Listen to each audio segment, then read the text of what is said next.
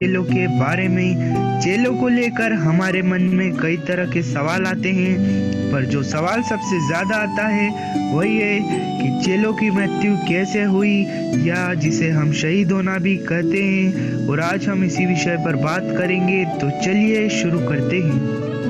12 प्रेरित जिन्हें प्रभु यीशु ने चुना, जिसका वर्णन बाइबल में आता है मत्ती 10:2-4 में, जहाँ इस प्रकार से लिखा है। इन 12 प्रेरितों के नाम ये है।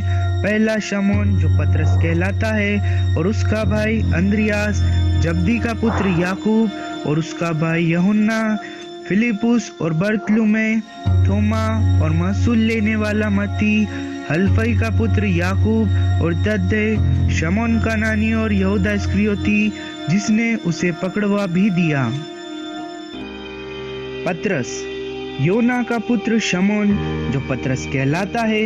प्रभु ने इसे पतरस अर्थात चट्टान नाम दिया था और कहा था, मैं इस पत्थर पर अपनी कलीसिया बनाऊंगा। और यह बात सच हुई। ईस्वी सन 67 में सम्राट नीरो द्वारा पतरस को क्रूस पर उसी के कहने पर सिर नीचे और पैर ऊपर करके लटकाया गया। उसने कहा था, जिस तरह मेरा प्रभु क्रूस पर लटकाया गया, मैं इस योग्य नहीं हूँ, अतः मुझे उल्टा लटकाया जाए। पतरस को रोम में वेटिकन में ताबोर नदी के पास क्रूस पर उल्टा लटकाया गया। अंद्रियास प्रेरित पतरस का छोटा भाई था। जब प्रभु यीशु ने यूहन्ना से बपतिस्मा लिया तब वह वहीं था। वहां घटी घटनाओं से प्रभावित होकर वह यीशु के पीछे हो लिया। इस तरह वह पहला प्रेरित बना। इसके बाद वह अपने भाई शमौन पतरस को भी उसके पास लाया और वह भी प्रेरित बन गया।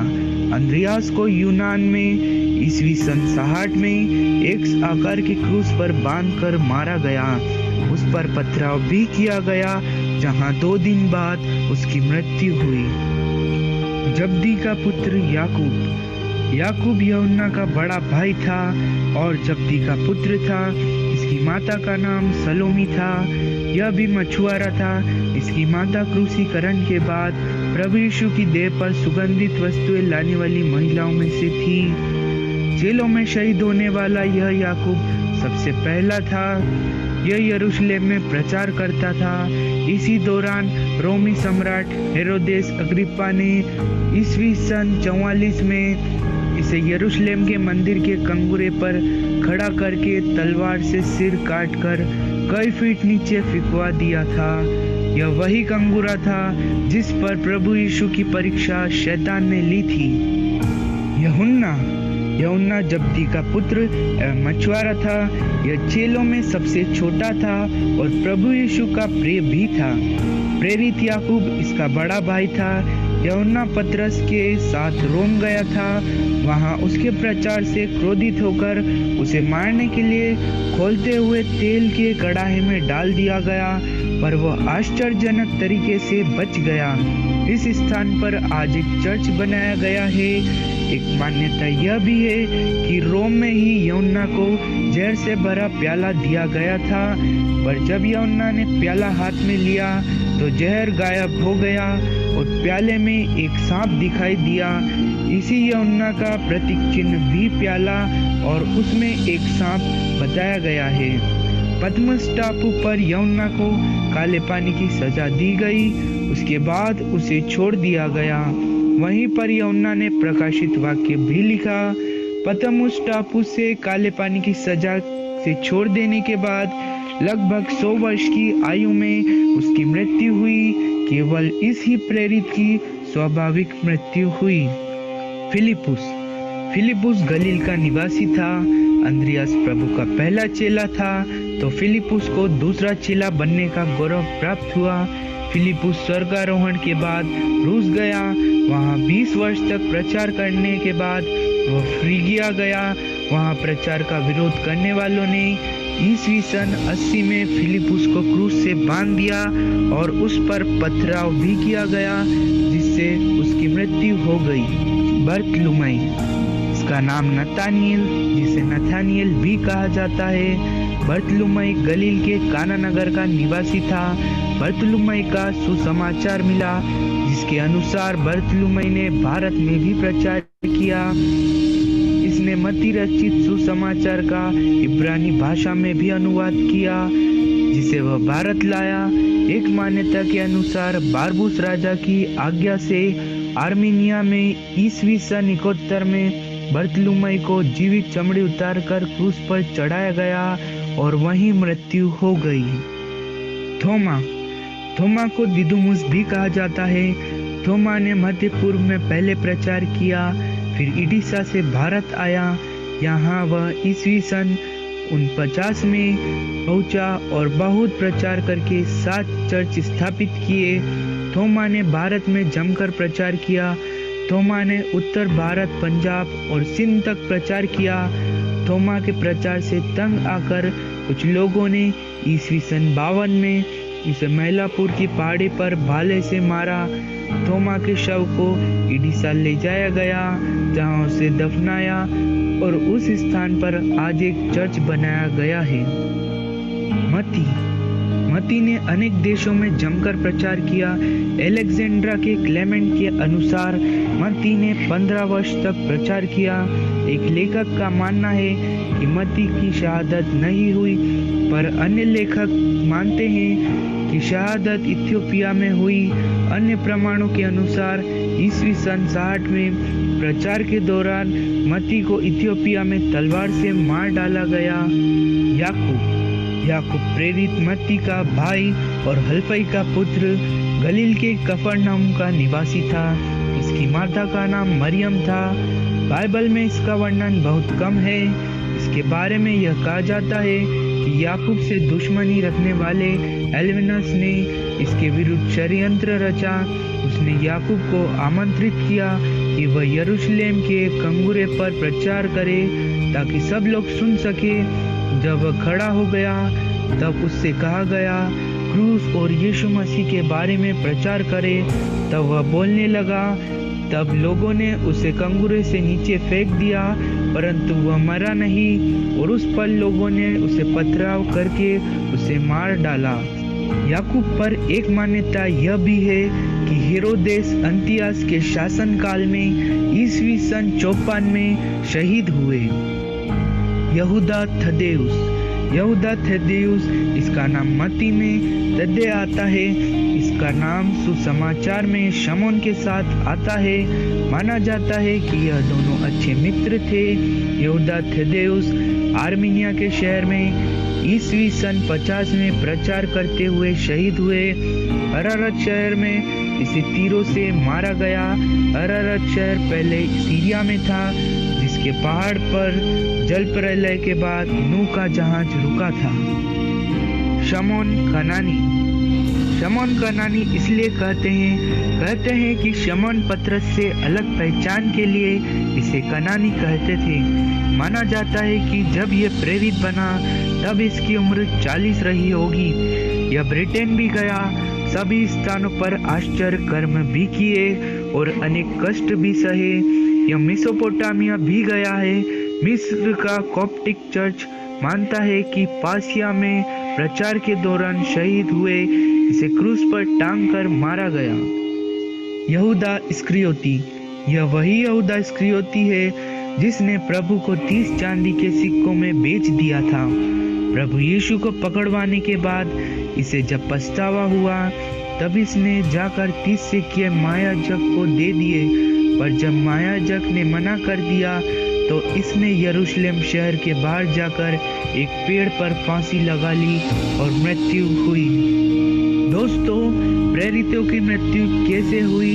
इससे महत्वपूर्ण बात यह है, प्रेरितों का विश्वास प्रभु यीशु मसीह पर इतना था कि वह एक क्रूर मौत को भी प्राप्त करने का साहस रखते थे। दोस्तों, ये वीडियो था 12 प्रेरितों के बारे में। अगर आपको हमारे वीडियोस पसंद आते हैं तो इसे शेयर जरूर कीजिएगा। अगली बार फिर मुलाकात होगी एक नए वीडियो में।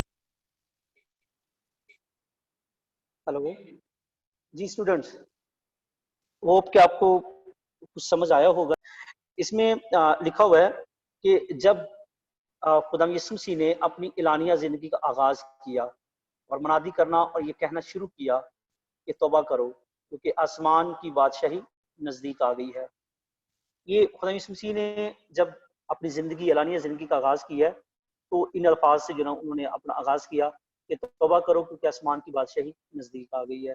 ये आज का जो हमारा जो लेसन है 12 रसूलों का, इसकी सबसे पहली जो ना वो कड़ी यही है कि खुदा यीशु मसीह ने जब मुनादी का ऐलान किया है, जब वो 30 साल के हो गए, तो उन्होंने मुनादी शुरू की और उन्होंने इन अल्फाज से अपनी मुनादी का आगाज़ किया। ये हमारे लिए भी आज सबक है कि हम भी अपनी ज़िंदगी का जो आगाज़ है वो तौबा से करें। और जैसा कि मैंने लास्ट लेक्चर में भी आपको बताया था, तौबा का मतलब ये नहीं कि एक दफ़ा सारा दिन गुनाह किए, शाम को माफ़ी माँग ली। तौबा का मतलब ये है कि जब गुनाह कर लिया उसके बाद दोबारा गुनाह नहीं करना। वो काम नहीं करना जिससे हमने तौबा की है। तो आगे पढ़ते हैं, तो बहुत से लोग उसकी तालीम कबूल करते हुए उसके पीछे हो लिए। यीशु मसीह के पैरोकार उसके शागिर्द कहलाए। फिर उसने 12 आदमियों को अपने खास शागिर्द होने के लिए चुना ताकि वो उसके साथ साथ जो ना वो रहे और उसके बाद खुदा की बादशाही की मनादी के काम को जारी रखे। उसने अपने शागिर्दों में से 12 को चुना जिन्हें उसने रसूल का लक़ब दिया। लफ्ज़ रसूल के जो मायने है वो होता है भेजा हुआ। 12 रसूलों के नाम ये हैं। ये आप बाइबल में से भी मुकद्दस मत्ती रसूल की जो अंजील है उसका 10वां बाब उसकी 2 से 4 आयत तक जो ना वो आप पढ़ भी सकते हैं। उसमें लिखा हुआ है पतरस, इंद्रियास, याकूब बिन जब्दी, यूहन्ना, फिलिप्पुस, बरतलमाई, तोमा, मत्ती, याकूब बिन हलफई, तद्दई, शमौन कानवी और यहूदा इस्करियोती। ये 12 गरीब और आम आदमी थे। बेटा ये सबसे जो मेन जो बात है ना इसमें जो हकीकत है वो ये क्या है, ये 12 गरीब और आम आदमी थे। आज देखें इन 12 जो गरीब और आम आदमी थे खुदा के साथ चलने से आज वो कितने अजीम हो गए हैं कि पूरी दुनिया में इनके नाम पे जो ना बहुत सारे जो ना वो चर्चेज हैं, बहुत सारे स्कूल हैं, बहुत सारे जो ना वो पैरिशेज हैं और इंस्टीट्यूशन जो ना वो इनके नाम पे जो ना वो बने हुए हैं। ये आम आदमी थे, लेकिन बताने का मकसद ये है कि जब हम खुदा के साथ चलते हैं, उसके लिए सब कुछ करते हैं, तो फिर जो फेम होता है, ये खुद ही ज़िंदगी में आ जाता है। इसको किसी सहारे की, किसी मुआवज़े की ज़रूरत नहीं है, बल्कि खुदा के साथ चलने से ही इंसान को जो है वो बरक़ात हासिल होना शुरू हो जाती हैं। आगे हम पढ़ते हैं, लेकिन आज इन रसूलों का शुमार तारीख़ के मशहूर लोगों में होता है। इन 12 रसूलों के नाम पर दुनिया भर में गिरजाघर, स्कूल, पैरिश और अस्पताल मंसूब हैं। इनके नामों पर बेशुमार मसीही इदारे कायम हैं और इनके नामों पर बाज़ मसीही नाम रखे जाते हैं। इनकी तस्वीर, मुजस्समे और किताबें हर जगह पाई जाती हैं। 12 शागिर्द जिन्हें खुदा यीशु मसीह ने चुना और अपने साथ रख कर उनकी तरबियत की। इनमें से यहूदा इस्करियोती ने खुदावंद को पकड़वाया और अपने अंजाम को पहुंचा। इस तरह खुदावंद के आसमान पर जाने के वक्त 11 रसूल रह गए थे। अब क्योंकि खुदा यीशु मसीह ने तो 12 को चुना था, लेकिन एक जो ना वो खुद ही जो ना वो आपने देखा वीडियो में भी कि वो उसने 30 सिक्कों में खुदा यीशु मसीह को जब बेचा तो बड़ा पछताया। जब खुदा यीशु मसीह जो है वो पकड़े गए हैं और उनको सलीबी जो निज़ाम जो ना वो शुरू हो गया, जो तरीकाकार था, तो ये पछताता है और उनके पास जाता है, उनको कहता है, "भई ये पैसे वापस ले लो, मुझे ये पैसे नहीं चाहिए।" उन्होंने इसको कहा कि हम ये पैसे वापस नहीं लेंगे, क्योंकि अब तो हमारा ये ना तेरे साथ जो ना वो सौदा हो चुका है। तो ये पछताया और इसने वो पैसे वहीं पे फेंके और बाहर जाकर इसने फांसी ले ली, एक दरख्त से साथ लटक कर। तो कहने का मतलब ये है कि इसने तो अपने किए की जो ना वो सज़ा जो ना वो पा ली, लेकिन अब रसूलों के लिए जो ना एक चैलेंज था कि अब वो 11 रह गए थे। अब उन्होंने सोचा कि हम इस खला को कैसे पूर्ण करें। तो कलाम मुकद्दस के मुताबिक भी और यहाँ पे लिखा भी हुआ है, अमाल की वैसे किताब पढ़े एक बाब और उसकी 21वीं से 26वीं आयत में यानी ना ये दर्ज भी है और उन्होंने इस तरीके को किस तरीके से जो ना वो शागिर्द का जो ना वो चुनाव किया। इसकी जगह पूर्ण करने के लिए मुकद्दस पतरस ने 12 रसूल चुनने के लिए मियाद तजवीज़ किया। मुकद्दस पतरस क्योंकि वो हेड था उनका, वो सरदार था, कायम हुआ खुदा यीशु मसीह के बाद। उसने कहा कि हम ऐसा करते हैं कि वो शख्स जो ना वो रसूल होगा हमारे साथ, जो खुदा यीशु मसीह के बपतिस्मे से लेके ना उसके आसमान पर जाने तक, जिसने ये सारा जो ना एक्सपीरियंस जो ना ये सारा तजर्बा जो ना वो किया हुआ है, उसको हम जो ना वो ये पौधा देंगे। अब वहाँ पे 2 लोग जो ना वो नॉमिनेट हुए, एक था मत्तियास और एक था बरनबास। दोनों के लिए, दोनों के नाम को जो है वो पूरा डाला गया, और पूरा जो है वो लिखा हुआ है कि वो मत्यास के नाम का निकल आया, और वो 11 रसूलों के साथ 12 रसूल जो ना उसको शुमार किया गया। इस तरह 12 रसूल जो ना वो फिर मुकम्मल हो गए। रसूलों की फहरिस्त में कुछ रसूलों के नाम एक जैसे भी थे।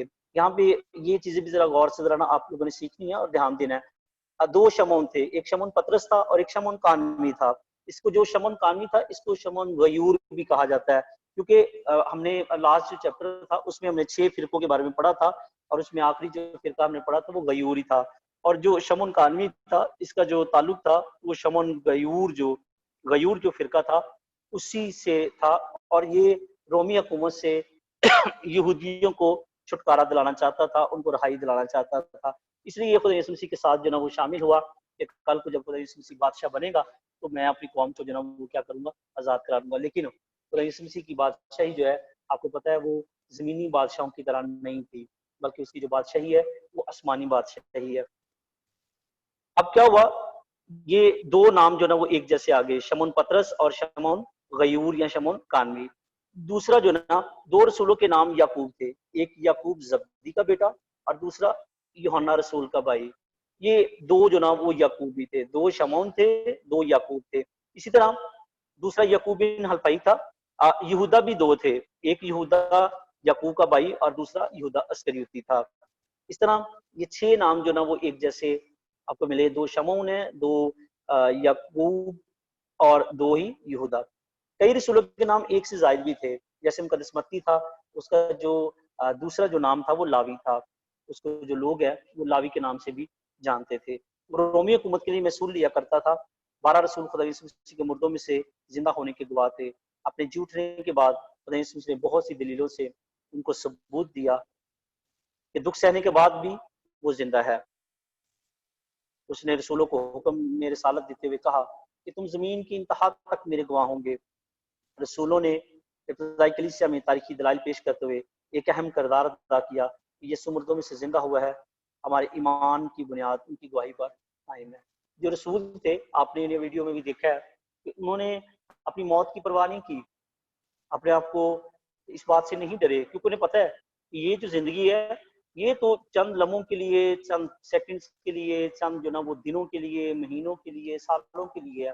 लेकिन जो अब्दी जिंदगी है, जब इंसान मरता है तो उसकी जो अब्दी जिंदगी है तब शुरू होती है। अब वो फैसला जो ना वो हमारी इस जिंदगी ने करना है कि हम कौन सी जिंदगी जो ना वो लेना चाह रहे हैं। क्या आखिरत में हम जहन्नम में जाना चाहते हैं या जन्नत में जाना चाहते हैं, ये फैसला हमारे ऊपर है। हमने अपने किरदार के जरिए, अपने अमाल के जरिए, अपने ईमान के जरिए इस चीज को साबित करना है कि हम कौन सी जो ना वो जो आखिरत की जो जिंदगी है कौन सी अपनाना चाहते हैं। क्या हम दुनियावी ऐश इशरत में पढ़कर आखिरत में जहन्नुम लेना चाहते हैं, या अपनी जिंदगी को खुदा के साथ चलाकर जन्नत की तरफ जो ना वो जाना चाहते हैं। तो इन रसूलों ने अपनी जान का नजराना देते हुए इन्होंने जरा भी परवाह नहीं की और यीशु के लिए अपनी जान की जो ना वो कुर्बानी दे दी, लेकिन इस बात की गवाही दी कि यीशु मुर्दों में से जो ना वो जिंदा हुआ और आसमान पर जो ना वो चला गया। कलीसिया रसूलों की बुनियाद पर कायम है। उनकी चश्मदीद गवाही हमारे ईमान की बुनियाद है। उनकी तालीम हमारे अकायद और तर्ज ज़िंदगी की बुनियाद है। 12 रसूल नए यरूशलेम शहर की दीवार की 12 बुनियादें हैं, और उन पर 12 रसूलों के 12 नाम लिखे हुए हैं। खुदा यीशु मसीह ने इन सादा लोगों के हाथ में अपनी कलीसिया के मुस्तकबिल को सौंप दिया। आप देखें, खुदा यीशु मसीह जो है, क्योंकि वो दुनिया के जो ना वो मालिक हैं, उन्हें पता है कि मैं क्या काम कर रहा हूँ। उन्होंने इन सादा से लोगों को जो ना उनके हाथ में पूरी जो कलीसिया है उसकी जो ना बागडोर जो ना वो मुकद्दस पतरस के हाथ में, बाकी जो रसूल हैं उनके हाथ में दे दी। और आज आप देखते हैं कि पूरी दुनिया में दुनिया का कोई वैसा कोना नहीं जहाँ पे जीसस का जो नाम है, जीसस की जो तबलीग है वो नहीं है, बल्कि हर जगह पे जो ना उसका नाम है। और ये इन कह लें कि 12 जो सादा लोग थे, इनकी वजह से सारा जो ना वो काम हुआ। खुदा यीशु मसीह ने आसमान पर उठाए जाने से पहले रसूलों को हुक्म दिया कि जब तुम रूह कुदस पाओगे तो तुम कुव्वत पाओगे। हमने जो पहला लेक्चर था उसमें ये भी देखा था कि जैसे ही रसूलों को रूह कुदस मिला, उन्हें क्या मिल गई, कुव्वत मिल गई। अब वो दलेर हो गए, बाहर निकले हैं तो वो एक दलेरी के साथ जो ना वो खुदा के कलाम को जो ना वो सुनाते थे। ये वही पतरस था जो कभी यानी ना 3 दफा जिसने इनकार कर दिया। ये वही शागिर्द थे, जब सिपाही पकड़ने आए तो भाग गए, छिप गए, लेकिन जब रूह कुदस मिला तो उन्हें कुव्वत मिल गई। अब वो जरा भी इस बात से जो ना वो घबरा नहीं रहे थे, बल्कि ईमान की शम्मा के साथ उनके दिल जो ना वो रोशन थे, और वो पूरी दुनिया में जो ना वो निकल गए और यीशु की मनादी करना शुरू हो गए। और यरूशलेम और सारे यहूदिया और सामरिया में, बल्कि जमीन की इंतहा तक मेरे गवाह होंगे। रसूलों ने जो हुक्म अपने खुदावंद से पाया था, उसे उन्होंने बड़ी लगन और जज्बे से जारी रखा। उन्होंने यरूशलेम से शुरू करके यहूदिया और सामरिया में मनादी की। रवायत से पता चलता है कि मुकद्दस पतरस ने रोम और बाबल में मनादी की। मुकद्दस इंद्रियास ने बतूनिया, स्कूतिया, यूनान, पार्थिया में मनादी की। मुकद्दस याकूब बिन जब्दी ने स्पेन में मनादी की। मुकद्दस यूहन्ना ने पितमस के जजीरे में जलावतनी में अपना वक्त गुजारा। आपने देखा भी है उसमें कि यूहन्ना को जो ना जलावतन कर दिया गया।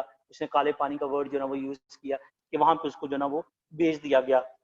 अब वहां पे इसने मुकाशफा की जो किताब है, ठीक है ना, वो भी जो ना वो इसने वहां पे लिखी, और फिर तबई मौत जो ना ये शख्स जो ना वो मर गया।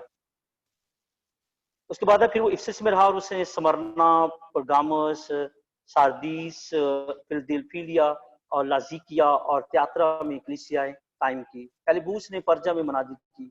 बर्तलमाई के बारे में कहा जाता है कि इसने हिंदुस्तान में मनादी की। मुकद्दस तोमा भी हिंदुस्तान आया और उसने इस खित्ते में खुदा यीशु मसीह की गवाही दी। मुकद्दस मत्ती रसूल 15 बरस तक फलस्तीन में मनादी करने के बाद एथोपिया, मकदूनिया, शाम, फारस, ईरान, पार्थिया और मीदिया गया, जहां इसने अंजील की बिशारत दी। याकूब बिन हल्फई के बारे में ज्यादा मालूम नहीं। इनके बारे में कहा जाता है कि उसका मिशन यरूशलेम तक महदूद रहा। तदई रसूल ने शाम और हबशा में, शमौन गयूर ने मारतीनिया, अफ्रीका और बरतानिया में मनादी की, जबकि मुकद्दस मत्तियास रसूल ने दमिश्क में मनादी की। ये 12 रसूलों की मनादी के बारे में जिक्र था कि उन्होंने कहाँ कहाँ पे जो ना वो जाकर खुदावंद के कलाम को जो ना वो लाया। और ये बेटा यहाँ पे जो मैं सबसे अहम बात जो ना वो आपको बताना चाहता हूँ, ये उसी वक्त मुमकिन होता है जब हमारे दिल में एक सच्चाई का कलाम है, हमारे दिल में मोहब्बत का कलाम है, हमारे दिलों में खुदा की जो ना वो मोहब्बत है। जब हमारे दिलों में उसकी तड़प होती है ना, तो फिर हम बिला झिझक जो ना वो खुदा की बात को जो ना वो शेयर करते हैं, अपने दिलों में रखते हैं, उसके मुताबिक अपनी जिंदगी को जो ना वो गुजारते हैं। खुदा यीशु मसीह ने खुद अपनी जिंदगी में कहा था, इससे ज्यादा प्यार कोई नहीं करता कि अपनी जान अपने दोस्तों के लिए दे दे। और ये देखें शागिर्दों ने क्या किया, अपनी जान जो ना वो अपने लोगों के लिए जो ना वो दे दी है। रसूलों ने भी अपनी जानें अपने खुदावंद पर कुर्बान कर दी।